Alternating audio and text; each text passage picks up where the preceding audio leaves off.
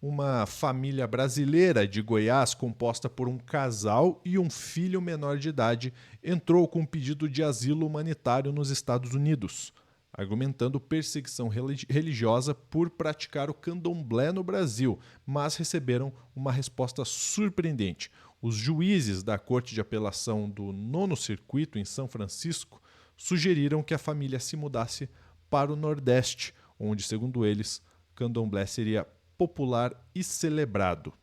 Eu não sei vocês, mas eu senti uma boa dose de xenofobia e preconceito aqui. Vamos falar sobre isso agora no Plantão do Meteoro.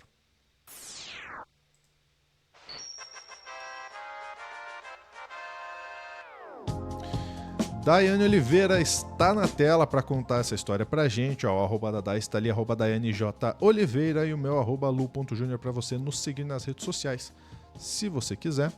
Vamos lá, Dai, conta pra gente essa história completinha, por gentileza. Olha, a gente está falando dos jogos, né, das bets, e quase quer dizer, siga a gente, nós não fazemos apologia a jogos de tigrinho, nem nada Não do fazemos. tipo. Pois é. Mas aí esse caso, Lúcio, a gente já fez um post aqui falando sobre a questão da imigração nos Estados Unidos, é algo extremamente sério, e em meio a esse processo de imigração, de conflitos em alguns estados como da Califórnia, em que em Los Angeles os manifestantes estão entrando em confronto mesmo com os policiais, inclusive com a Guarda Nacional enviada por Donald Trump. A gente também tem uma sentença de uma corte que é extremamente violenta e arbitrária, por mais que isso é controversa, por mais que houve ali um processo de pesquisa para entender o que se falava, o que se tratava essa apelação, tem aí um lado, tem um olhar que é um olhar assim absurdo, né? Um olhar violento. Uma família, que é uma família de Goiás, ela solicitou o asilo ali porque diz que só passou por violências dentro da sua região. É um casal com um filho menor de idade que pediu esse asilo político. E a resposta da Suprema Corte, da Corte do Estado, é uma resposta na linha que é extremamente xenófoba, que fala sobre o respeito ao ser humano quando vai lá pesquisar as políticas do país. E aí diz, por exemplo, citam que existem políticas públicas, falam do governo Lula, e, de fato, que por mais que o candomblé tenha uma perseguição no país, mas existem políticas para salvaguardar. E aí citam que o Nordeste do Brasil, como se o Nordeste não tivesse problemas e algumas problemáticas que a gente vai falar aqui, acolhe, é comum na cultura do Nordeste, acolhe essas pessoas, poderia acolher essas pessoas, porque é simpatizante com a sua cultura. Eu vou te pedir para trazer a matéria do UOL, por favor, porque é chocante. Se eu não tivesse lendo a matéria, se no outro site, inclusive, além do UOL, também não tivesse repercutido a decisão do judiciário dos Estados Unidos, eu ia dizer, não, é impossível que isso tenha acontecido, Lúcia. Aí, né, a matéria fala do pedido de asilo humanitário, alegando uma perseguição e estar em risco no Brasil por proferarem a religião de matriz africana, o candomblé, e a ação foi movida na Corte de Apelação do Nono Circuito, em São Francisco, na Califórnia, justamente o estado em que, nesse momento, é onde tem o maior foco de conflitos em relação à imigração.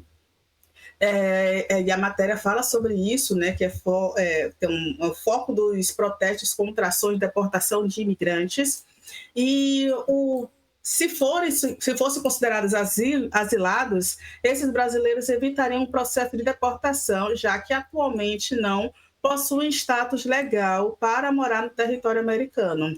E aí, né, a comunidade brasileira, de fato, vem relatando o pânico. A gente viu os deportados, que aconteceu com os deportados que vieram para o Brasil com algemas nos braços, nas pernas também, algo muito violento e algo muito surreal, né? Como a gente percebe que países que têm um acordo, que por mais que o acordo definisse que eles poderiam devolver, né, deportar os brasileiros que estivessem legal daquela forma, se imaginou uma cordialidade maior.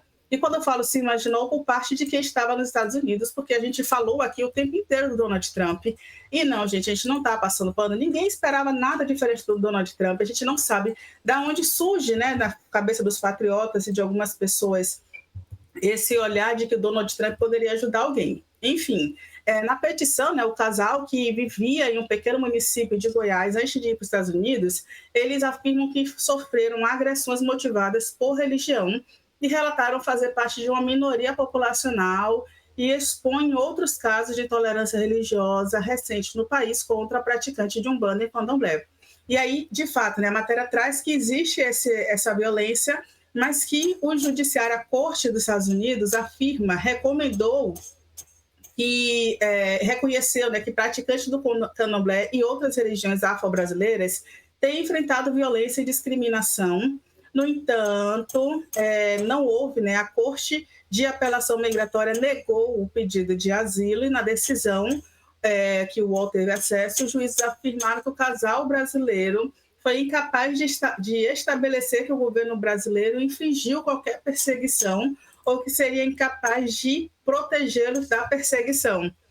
E nisso que foi que a Suprema Corte alegou, que a Corte, perdão, a nona Corte dos Estados Unidos alegou. Eu estou com a Suprema Corte do STF porque a gente está falando do STF no Brasil. Uhum. E é uma decisão, inclusive, manutenção, né, do direito da população, é uma decisão que já foi muitas vezes para o STF. E a gente tem a primeira lei de combate à intolerância religiosa no Brasil foi de Jorge Amado, quando ele era do Partido Comunista, se eu não me engano, na década de 40. Então, a gente tem realmente legislação. Mas uma coisa é ter lei, outra coisa é, de fato, que esteja acontecendo um cuidado e proteção à liberdade de Estado laico no Brasil. Aí são outros 500. E aí, o que a Corte estadunidense fala, ao negar, eles falaram, né, que a família vai levar a família para deportação e que a justiça americana se permite fazer uma curiosa sugestão, que era que os brasileiros se mudassem para o Nordeste, que, de acordo com a sentença, era o local em que havia simpatia, gente, é muito sério, simpatia com a religião, e o candomblé seria popular e celebrado na região nordeste do país. O candomblé popular e celebrado no nordeste do país, gente. A família poderia se mudar para lá com segurança. E como o requerente principal e a sua esposa têm habilidades laborais transferíveis, seria razoável se mudarem para lá. Seria a decisão a sugestão que a Corte estadunidense deu para os brasileiros. Fazer o quê, né, gente, numa situação dessa? Que fique claro, né, que a questão nem é irem ou não para o Nordeste, porque o Nordeste é maravilhoso e recebe muita gente de braços abertos. Mas é que, não sei se vocês perceberam... Obrigada, Lúcia. Até mais depender de que a pessoa votou nas eleições de 2022, eu não sei não, Lúcia. Não veio, não. Pois é. É verdade, é verdade. O grande problema é o discurso, né? O quão ele vem carregado do tipo... Ah, não, se você tem religião de matriz africana, vai para o Nordeste. Né? Acho que esse é o ponto principal aqui. Né? Exatamente. Eu vou até te pedir para colocar a matéria da CNN, porque tem uma ideia, inclusive errônea, do que é o Nordeste do país. Né? Para começar, acho que tem muita gente que fala que tem muito terreiro de candomblé no Nordeste. O estado que tem mais terreiro de candomblé não é a Bahia, é o Rio Grande do Sul, tá, gente? E o Brasil, existe um aumento de casos de intolerância religiosa que cresceu 80%, é uma matéria do começo desse ano, com mapeamento de 2023 e 2024. Estados como a Bahia, Rio de Janeiro e o São Paulo são os estados pioneiros, que estão com o maior número aí de casos registrados. A Bahia registrou 3.853 violações motivadas por intolerância em 2024, um aumento de 80% em relação a 2023, que teve 2.128 casos de intolerância. Isso são os registrados. E assim como algumas outras violências, a Bahia é o estado que mais tem registros de violência de intolerância religiosa. Mas tem um detalhe que, assim como em outros casos no Brasil, o Estado, por mais que permita, né, por mais que a gente tenha a legislação, ainda tem uma subnotificação de determinados casos, que as pessoas ainda têm medo. Hoje nós temos no Estado uma delegacia aqui na Bahia, uma delegacia especializada em combate ao racismo e crimes ligados à violência racial. Então a tolerância entraria nisso também, porque é o racismo religioso. E aí, só para a gente trazer aqui que a religião que registrou o maior número de violações foi a Umbanda, seguida do Candomblé, religiões de matrizes africanas. Então, daí a importância da gente ter locais especializados para acolher essas violências. Ninguém da Umbanda, eu espero que ninguém esteja fazendo isso ao redor do Brasil, está batendo tambor na porta de ninguém 6, 7 horas da manhã no domingo, mas temos outras religiões que as pessoas estão lá batendo na porta das pessoas 6, 7 horas da manhã, falando sobre uma religião.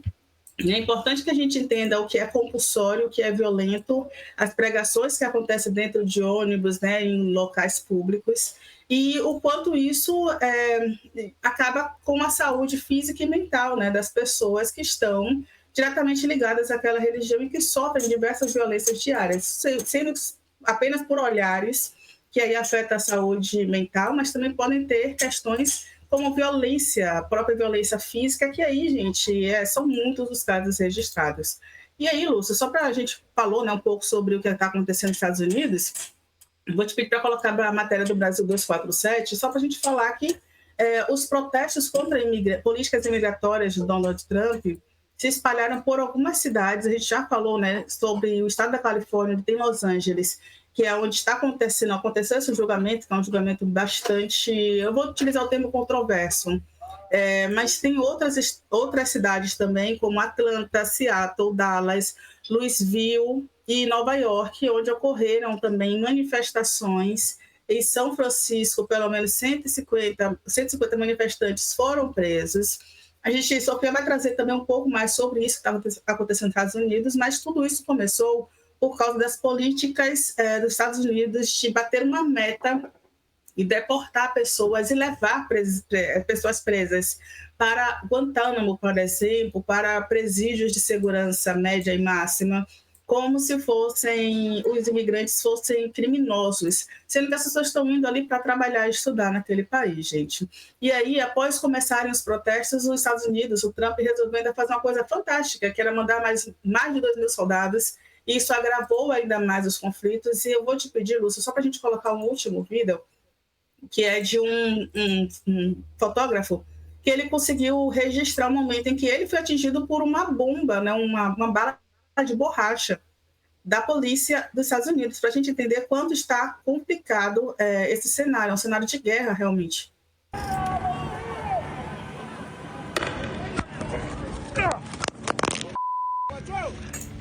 É isso, ele conseguiu registrar o momento em que a bala é disparada, né? Que pena. Ele está bem, foi um tiro, lógico, a testa dele, né? Um homem branco, a testa está com a marca da bala aqui. Ele vai ficar por um bom tempo ali com aquela marca, infelizmente. Mas não aconteceu algo pior, né? Que seria perder a vida aí. Por sorte, ele não perdeu a vida. Mas é realmente uma situação complicada, Lúcio. E assim, eu espero que essa família volte em segurança para o Brasil. Se quiser vir para o Nordeste, venha. Mesmo tendo apertado um número distinto. Tem gente aqui que vai ser solidária. Mas é importante que a gente compreenda também que nenhum país, inclusive, vai ser igual ao nosso país, que muito se fala de liberdade nos Estados Unidos, mas eles, inclusive, aceitam membros da Ku Klux Klan fazendo manifestações abertamente, assim como skinheads, e essas pessoas estão cultuando uma religião de matriz africana. Então, é só para a gente entender também o quanto paradoxal não é esse pensamento de algumas pessoas, infelizmente, né, Lúcia? A preocupação é grande lá em relação aos imigrantes nos Estados Unidos. A gente está vendo essa batalha campal sendo realizada lá, inclusive com a Guarda Nacional do Trump, né? Eu não vou dizer invadindo, mas entrando de forma não convidada dentro, no governo, dentro do Estado, né? Sendo que o governador tem a sua jurisdição ali de negar, né, a entrada da Guarda Nacional, mas o Trump não quis nem saber e colocou para dentro a Guarda Nacional. É um estado de caos, a gente começa a ver um autoritarismo aí acima do... não sei se acima do esperado ou o esperado de fato, mas sinceramente eu acho que está indo para um momento acima do esperado. Vamos observar o que vai acontecer nos Estados Unidos nos próximos capítulos, porque... começou de uma forma muito abusiva, né, com imigrantes sendo enviados assim, de forma arbitrária para prisão ou mesmo para seus países, e agora está escalando. E isso é bem preocupante mesmo. Ficamos por aqui, Dai? Pois é, Lu, ficamos.